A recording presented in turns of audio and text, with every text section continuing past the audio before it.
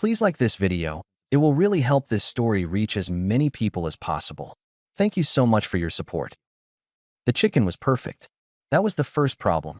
Lemon slices fanned out like a catalog photo, salad in a glass bowl, bread sleeping under a dish towel, jazz at a volume trained to sound classy without being heard.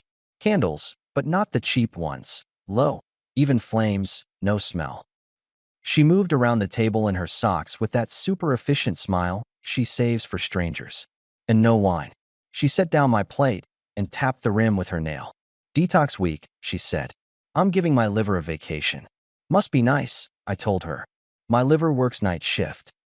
She laughed quick, like she'd practiced the rhythm. She kissed my cheek, soft, friendly, nothing behind it. We ate. I'd just come home from a late install on the north side. My hands still smelled like drywall dust and metal shavings. She asked about the client, if the bracket held, if the manager signed off. She listened like a coach interviewing after a win. I watched her eyes skip past me to the kitchen clock. That clock had never interested her before. I cut into the chicken. You've been living at the gym? I said. How about I tag along a few nights? 3 evenings, I'll take the far end, headphones on. You won't even know I'm there. Fork in the air, she blinked. No, that's no. The gym is my quiet place. I don't want to be looked at while I'm sweating. It's weird. It's a gym, Meg. Everyone's sweating. And I don't need my husband watching me do lunges, she shot back. It's mine. I like it the way it is. It wasn't the no. People say no. It was the tone, like I'd knocked on the door of a club with a velvet rope and she was the bouncer. I sipped water, detox committee rules, and let the silence sit. You don't trust me to not hover? I asked. I didn't say that. Feels like it. Her smile tightened. Don't make this a thing. I'm allowed to have a thing. If I'd known where that line was headed, I would have cut the candles and eaten over the sink. She kissed my forehead when I got up to wash my hands. You'll love the chicken, she said. I marinated it. I can taste the discipline. She laughed again. You're such a grump. Eat. In the morning, she was up before daylight, hair in a high tail, leggings, jacket tied at the waist like a magazine cover. She leaned down while I tied my boots. Back by 10, she said. Big leg day. Take it easy on the quiet place. Funny. She brushed my forehead with a kiss and stepped out. Later, coach. The front door clicked. I sat there with one boot still loose, and the house sounded like a hotel. A woman who loves her husband doesn't turn the gym into a secret clubhouse. I didn't debate it with myself. I made coffee, opened my planner, and started moving the pieces. I took 3 evening jobs next week. No more waiting by the window because she likes to eat at 7:30. I locked my home office and moved the spare key from the little oak table by the door to my work truck. I called the bank and split our day-to-day into 2 sub-accounts. I kept mortgage, utilities, insurance on autopay. I moved her personal expenses to her card. Transparent, clean. Then I texted her a short note. House bills stay covered. Your personal spend is yours. I'm adjusting my schedule to evenings. Don't wait on me. Don't plan around me. She replied with a heart and a thumbs up. The thumbs up bothered me more. When she came home, she smelled like eucalyptus. She wrapped her arms around me at the sink. This is grown up, she said into my shoulder. Thank you for not making it hard. I don't do hard for sport. She pulled back, looked at me like she decided I could be useful again. That night she made a game out of folding towels just so, leaned into me on the couch, asked if my back hurt from the ladder. She touched my neck absently when she passed. Careful, calculated. I didn't fight it. I watched, noted, and moved my alarm for half an hour earlier. Our friend Kyle threw a birthday thing for his kid that Saturday. Backyard. Folding chairs, a plastic table with cupcakes, a big bowl of chips. People from the neighborhood, a couple of Kyle's co-workers, a few parents I only knew from, hey man. I had a paper plate and a safe spot by the cooler when I heard her laugh. He's tough, she told a circle of moms, pointing with a carrot stick. At the gym? Eyes everywhere. I'm like, dude, blink. I set the plate down on the cooler and walked over. Kyle glanced at me, eyebrows up. He's a chill guy, slow talker, never in a rush to be a hero. I stepped next to Megan and put 2 fingers on the rim of her plate. Time out, I said light. My time isn't a party game. If you've got notes, bring them to me, not to a crowd. She blinked like a camera flash. It was a joke. Then joke with me. Not about me. I nodded at the circle. Enjoy the carrots. One mom snorted into her soda. Kyle coughed into his fist and changed the subject to the grill. Megan's mouth flattened. She didn't argue there. We ate on opposite sides of the yard. On the way home, she waited until we hit a red light. You embarrassed me, she said. You tried first. I was being funny. You were drawing lines with an audience. I kept my eyes on the road. I heard you. I heard you at dinner. I heard you today. So I changed my schedule and the budget. That's my version of funny. Her hands went quiet in her lap. You're punishing me. I'm living my life without needing your permission. That's not punishment. She folded into silence. Back at the house, she vanished into a shower and clattered around the kitchen like pots could take a punch. The next morning at 6, pancakes arrived with coffee, smile, and a kiss on the stubble. You were right last night, she said softly. I was out of line. Truce. Breakfast is not a treaty, I told her, but I ate. The pancakes were good. She kept up the sweetness all day, flitting in and out with little favors. It lasted a week. Between the gestures, her time in the gym stretched. Her messages during those windows shrunk to nothing or turned into later. I stopped baiting. I set new rules. I closed my waiting file. I ate when I was hungry. If she was at the gym, my phone stayed in my pocket. No check-ins. No little on-my-way tokens. The home office stayed locked. The spare key stayed on me. When she proposed a "we cook together at 7" plan, I smiled and told her to enjoy it. If I happened to be home, fine. If I was on a ladder, she'd have a nice dinner with the candles. My place at the table was not a leash. At a neighbor mixer 2 blocks over, a summer thing with paper lanterns and store-bought dips, she tried another angle. She had a white plastic cup and an appreciative audience. Brooke from next door, ER nurse, dry humor, no patience for nonsense, plus a pair of young couples who moved in from out of state. Let me pause the story for just a second. If you're still listening, please hit the like button on this video. It really helps YouTube show this story to more people. Thank you so much for the support. Now let's get back to the story. I've got him trained now, Megan said brightly. He cleans his tools before he comes inside.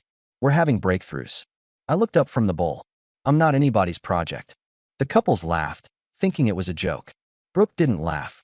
She angled toward Megan and tilted her head. House rules are cute until they're not, Brooke said. I like him better when he's the one making them. Megan's smile cut a half-inch shorter. On the walk home, she slung an arm through mine like we were prom dates. You're really on this boundary kick, she muttered. Respect is a lifestyle, I told her.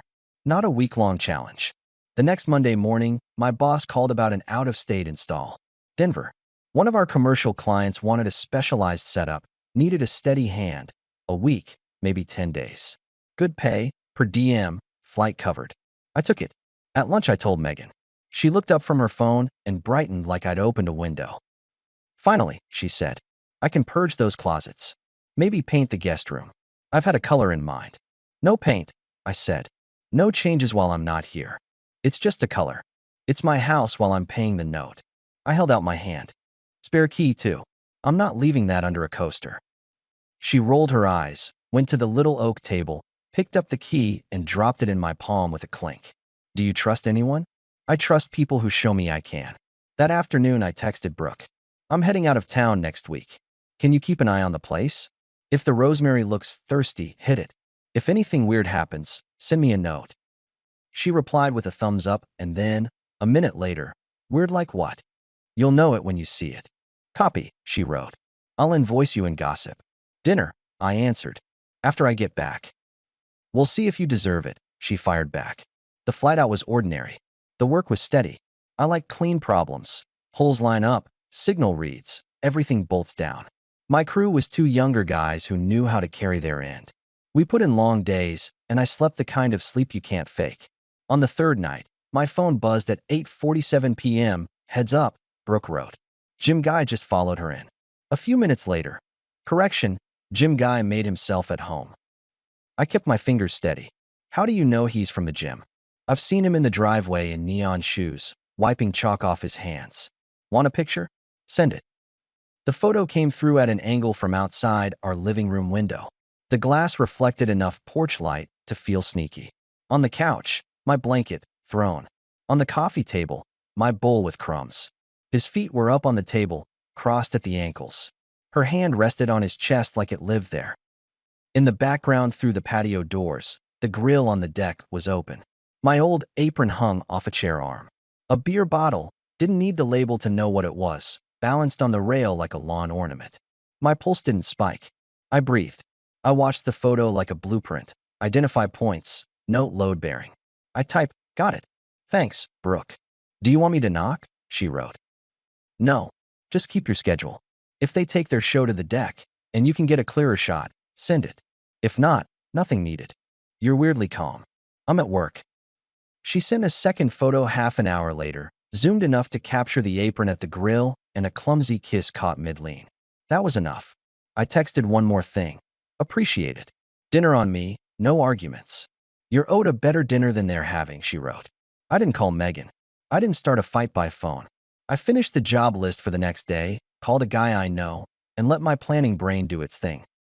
Dan is a lawyer I've used for 2 house buys and 1 business contract. He's practical, low drama, hates theater. I called him from the hotel desk with a copy of the second photo open as a reminder for myself, not for him. I need contingencies ready for execution Saturday, I said. I'm back by noon if flights behave. Something happened? Something confirmed. He didn't ask for a novel. I'll draft what you need. Clean, clear, no fireworks. We talked details. He told me what I need printouts of, what I shouldn't say, what I absolutely must not threaten. His point matched my mood. Less is more. I slept like a man checking items off a list. Brooke texted each night. Not essays. Just facts. Car parked out front at 9:12. Lights went off at 12:05. Trash out early, extra bag. I replied with a single received each time. She sent one last note Friday. House quiet. You still want that dinner when you get back? You'll get it, I replied. Put me on your calendar. Saturday, I returned my rental, took the earliest flight home, grabbed my truck, and drove straight to Dan's office. He had the neat stack of papers ready in a manila folder. No lectures, just the packet, the checklists, a few sentences in that even tone of his. Stay steady, he said. Don't accuse. Present. State your plan. Follow through. I'm not here for a scene. Good. Avoid adjectives. I signed what needed signing, slid the folder into my bag, and headed to the house. The afternoon air in Columbus felt heavier than Denver. I parked, stepped inside, and the house smelled like lemon again. She'd laid another dinner like a magazine spread. The same jazz playlist hummed. She was in the kitchen at the counter, chopping something. She looked up, wide smile, eyes bright. You made it, she said. Surprise. Pretty consistent, I told her, setting my bag on a chair. She laughed like I'd meant it as a compliment. Hungry. I unzipped the bag, pulled out 4 printouts, and laid them face down on the table, then set the manila folder beside them. I took my time. I placed my keys on the edge of the folder. Megan watched the arrangement, and her smile faltered an inch. What's that? Evidence, I said. Then paperwork. Then a plan. A plan for what? I slid the first photo toward her. She looked down, frowned, and tried the quick route first. This is insane, she said. You're reading into shadows. I pushed the second shot, the one on the deck. Apron, bottle, his hand on her waist, her leaning in. She set the knife down, knuckles white more from trying to look calm than from anything else. Where did you get these? From someone who waters rosemary and knows what a line looks like. Oh, she snapped. So Brooke spies now? Is that what this is? Are you two in a little club? She keeps an eye on her block. She saw a man put his feet on my table. Your hand as a paperweight on his chest. My apron in action. This is ridiculous. She reached for the photos as if she could crumple paper in time. I put my hand on the top edge. Don't. They're my prints.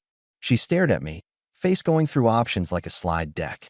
She landed on the one labeled, "We can get past this," because it sounds positive and requires no admission. Let's not blow up our life over a misunderstanding, she said. We can move forward. We're going to, I answered, tapping the folder. Just not the way you think. She forced a laugh. You're being dramatic. I'm being clear. I opened the folder and set out the papers, clean, typed, with lines for the things that matter. You have 2 hours to pack what's yours in the bedroom and bathroom. I've already split the accounts. Your card works for your things. Mortgage, utilities, Insurance stay on me until this month's done. You'll call the ride yourself. You're leaving today. You don't get to kick me out of my house, she said. The first crack of anger flared. She covered it poorly. I'm not kicking, I said. I'm ending. The spare key is off the table. The office is locked. The bank is already adjusted.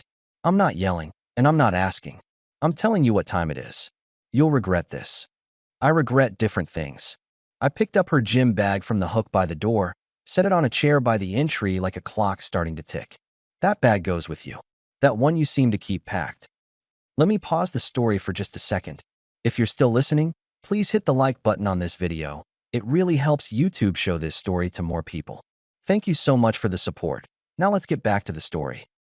You're punishing me for taking care of myself. You took care of yourself with a visitor in my home. I'm taking care of the home. She scanned the room, like witnesses were hiding behind the curtains. There were none.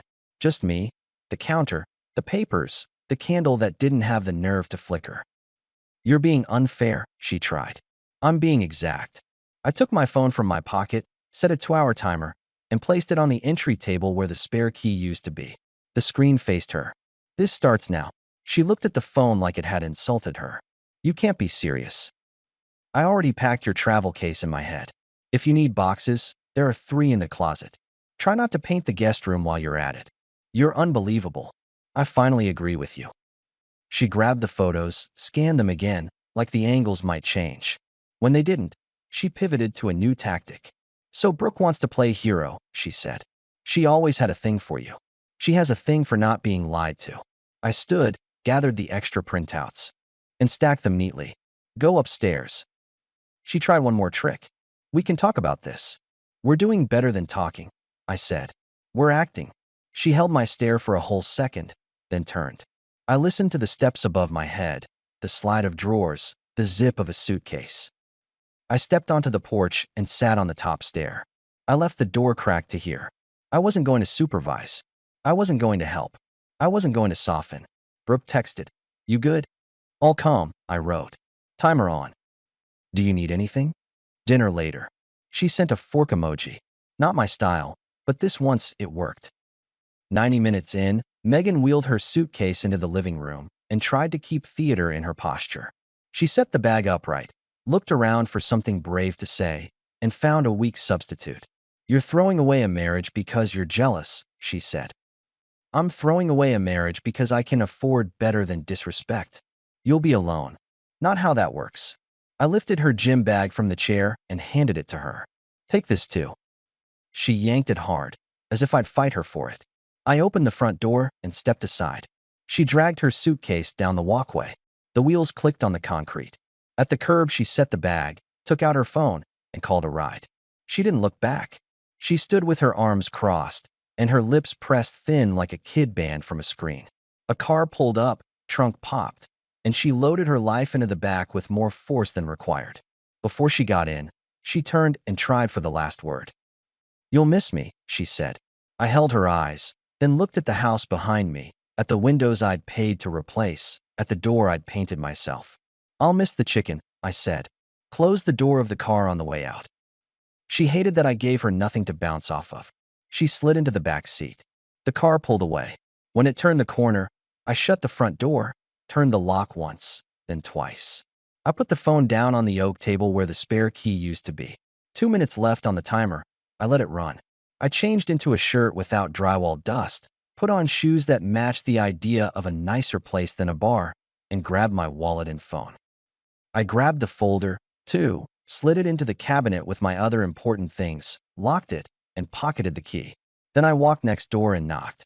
Brooke opened with a look that says, I told you so, without any glee. She wears tired like a badge after a shift, but tonight she'd changed into something that didn't smell like antiseptic. She leaned on the doorframe. You look like a guy who kept his head, she said. I promised you dinner. You're not in the mood for a place with small plates. I'm in the mood for a tablecloth and a chair that doesn't wobble. She grabbed her small bag and locked her door. Then let's go help this town's overpriced steakhouse pay rent. We ate with knives that had weight and servers who got out of the way. She didn't push for details. I didn't unload. She told one story about a patient who tried to flirt with an 4-pole. I told her about a bracket that refused to line up until I turned the problem 90 degrees. She raised an eyebrow at me across the candle. 90 degrees, she said. Like your life today. Something like that. When she dropped me off later, she didn't aim for sentiment. You're steadier than most, she said on my porch. Don't get soft now. I don't do soft. She smirked. I noticed. The week after, I changed the codes on the locks in the garage. I put the security app on my phone in a way that gave me alerts and snapshots, not paranoia. I texted Dan the confirmations he needed. He texted me back what to expect and when to expect it. 0 fireworks. We moved through the steps like we were installing something complex, but doable. I boxed up the things that weren't going to be needed anymore. I didn't throw or break anything. I put a couple of her boxes in the garage for pickup on Saturday between 2 and 4. She showed at 3:10 with a friend and kept her eyes on the concrete the entire time. We didn't talk. She took her boxes and left. I closed the garage and watched the security feed update with a clean timestamp. Kyle dropped by with a 6-pack he didn't offer to open. You good? He asked. I'm better than good. I leaned on the tailgate of my truck. I'm clean. He scratched his jaw. She told people you overreacted. Sure, I said. That's the kind of thing you say when your story has a hole in it. She also told someone she's staying with her sister for a bit. Hope the guest room's already painted. He winced. You always go for the ribs. No, I said. I go for the truth. I cut out all the rituals she thought kept me tied to her schedule. The house got quieter and then more lived in. I moved my tools into the garage cabinets I'd installed for that purpose, cleared the kitchen of useless gadgets, and bought groceries like a grown man. I ran before work 3 days a week on the trail behind the high school, not to chase anything, but to empty the noise. I answered my crew's calls before they finished the second ring. I started sleeping with the window open because I like air. I bought new sheets because I felt like it, not because a calendar told me it was time. Brooke and I didn't rush anything. We shared dinners, not drama. She likes her coffee black. She tells stories with clean punchlines. She doesn't try to fix me, and I don't try to impress her. We both show up and keep the noise down. That's it. That's enough. Weeks later, someone at the neighborhood app posted about a car parked awkwardly. A friend of a friend told me Megan moved into a small place across town with a roommate who teaches spin classes. I didn't smile. I also didn't call. She pinged me once with a line you could paste from a self-help blog. We're both to blame, she wrote. Let's be adults. I tapped out one sentence. We are and we were. She didn't reply. That was fine. Kyle asked me if I felt free. I told him I felt respectful. To myself, to my word, to my home. You ever miss her? He asked. No, I told him. I miss the idea of a wife who doesn't turn her workouts into a vault. That woman never lived here. The thing about respect is it doesn't take long to recognize after you've starved for it. People think you leave because you're angry. No, you leave because you finally draw the floor plan and see the load-bearing wall is gone. The rest is cosmetic. You can hang curtains on a paper frame all day. The ceiling will still sag. On a Sunday afternoon, weather so average you forget it exists, I grilled on the same deck that had once displayed my apron like a prop in someone else's play. Brooke sat with her feet up, not on my table, but on an extra chair, because that's what good people do. She read something for work. I brought her a plate and put it down. She didn't act like I'd solved a puzzle. She just ate, and so did I. You seem lighter, she said after a while, looking at the yard I'd mowed in straight lines. I stopped pretending the wrong rules applied, I said. She nodded. So when do I get you to try a yoga class? I'll meet you halfway at the trail. Figures. I put my plate on the rail and looked out at my own lawn like a promise I could keep. Here's what I learned, and I didn't need a book to tell me. A man's life is a set of doors. You decide who walks through, how long they stay, and whether they get a copy of the key. If someone treats your house like a waiting room, they don't get the key. If they treat your time like a playground, they don't get your evenings. If they make your name a joke at a kid's party, you give them exactly one sentence, and then you change the terms. When Megan turned the gym into a private club, I didn't chase membership. I built my own schedule. When she used a crowd, I used a clean line in the air and let it stand in front of witnesses. When she put on the act with pancakes, I ate and kept my plans. When my neighbor sent a photo that made everything obvious, I didn't call a number that wouldn't pick up. I called the guy who prints things that end arguments. Then I put the papers on a table and gave a reasonable adult a reasonable deadline. She made her choice. I made mine. If there's a victory speech, it's simple. I didn't win anything. I stopped losing. I stopped handing out free passes and calling it love. I stopped waiting for someone to value what I was giving her for free. I closed the door, locked it, and moved on with my hands clean. My truck starts on the first turn in the morning. My work is steady. I have a little more cash at the end of the month and fewer holes in my gut. I come home to a house that doesn't hide secrets in the couch cushions. The grill is mine, the key is mine, and the rules are mine. And when I put a plate in front of someone at my table, she knows the difference between a home and a stage. That's what respect looks like. It isn't loud and it doesn't ask permission. It's a man standing in his doorway with a timer and a plan, and when the timer hits 0, the door closes. Brooke texted me later that night, a line that made me smirk. Next time I water your rosemary, I'm charging double. Dinner again? I wrote. Try me. I set the phone down, walked to the sink, and washed the plate. No candles, no jazz, no applause, just quiet that belonged to me. Our story has come to an end. If you've made it this far, how about subscribing to our channel? It helps us immensely. I've selected 2 other videos for you that I'm sure you'll enjoy. Feel free to click on them. I'll be waiting for you in the next story. See you soon.